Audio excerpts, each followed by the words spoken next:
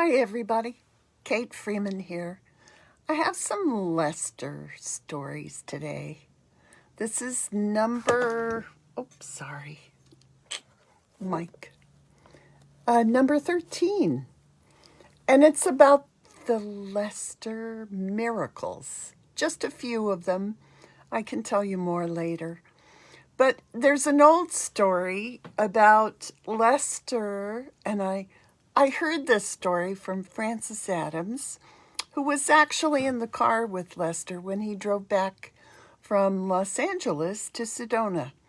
They were in the car coming back after a course, and the gas was low. And Francis said, "Oh my gosh, Lester, we didn't get gas. We're not going to make it." LA to Sedona is about an 8 or 9 hour drive. Probably longer then. The speed limits weren't quite so high. And he said, "Oh, it'll be fine." It was late at night. There were no gas stations open in those days. It was probably in the 60s or maybe early 70s, probably 60s. And so all the gas stations were closed. And they just drove along. And of course, she just kept releasing because she was worried that they were going to run out of gas out in the middle of the desert between LA and Sedona. And they got all the way home with no problems at all. And you usually have to fill up at least once. It's quite a ways. If you look on the map, it's a long ways. So that's one of the stories. Frances was also with Lester one time when they teleported. And I saw her, it's been about 1.5 years ago, and she took me to where this happened, out on the land in Sedona. And there was a mesa, which is a flat-topped little mountain, where Lester had his trailer, and he also was going to build another house there. He had a foundation that they had put in, and they were planning on building a house there, the whole gang of them who lived at the ranch, but the house was for Lester. And so it was fun to see where he set the views, and it was the view was south in almost all the property. On the casitas at the retreat center and Lester's houses also, he liked that south-facing view because the sun came in and warmed it, especially when it was low in the winter.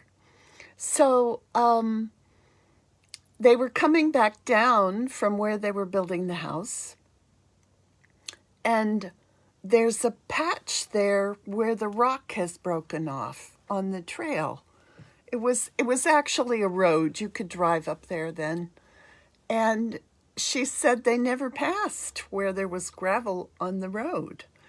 And she realized when they got back down, she said, "Lester, you teleported us."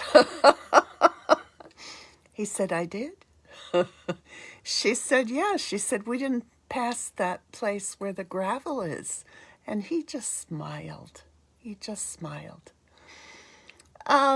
Another really cute story that I can tell you today is when I worked in the office, I was very enthusiastic and always wanted to do things right, but I was not a good typist.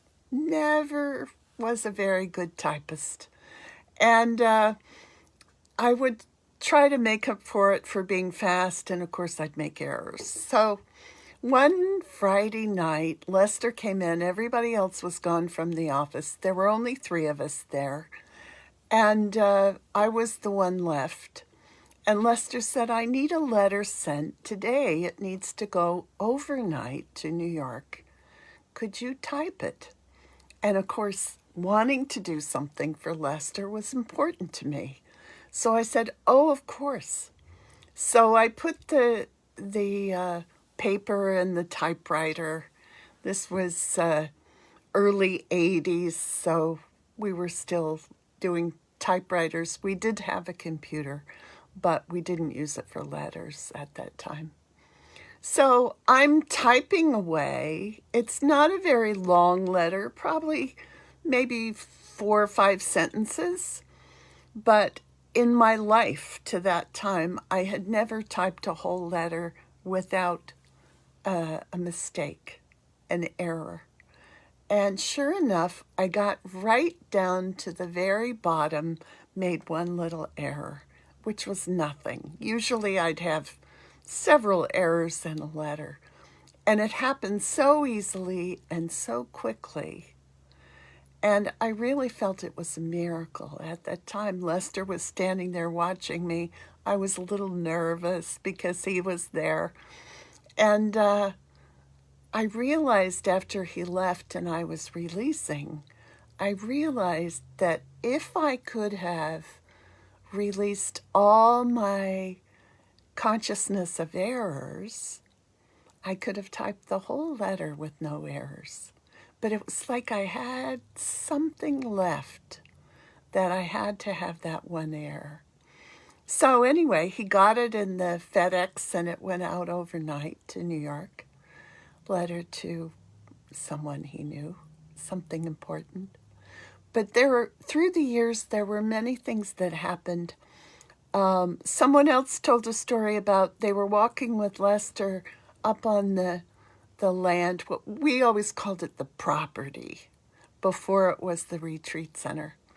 And they were walking with him, and he was just walking along, and he took a step, and the woman looked down, and there was a rattlesnake right under his legs, not even moving. And she said, "Lester, be careful, there's a snake." He said, "Oh, it's okay."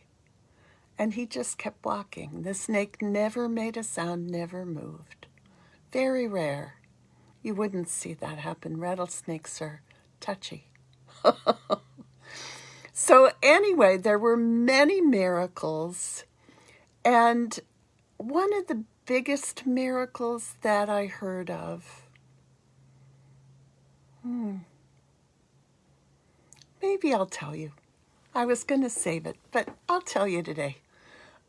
When they first started Sedona Institute and they were having the first class, that evening there were 3 people, and I heard all 3 of these people agree to this story. Lester told the story, but they all saw it from different parts of town in Sedona.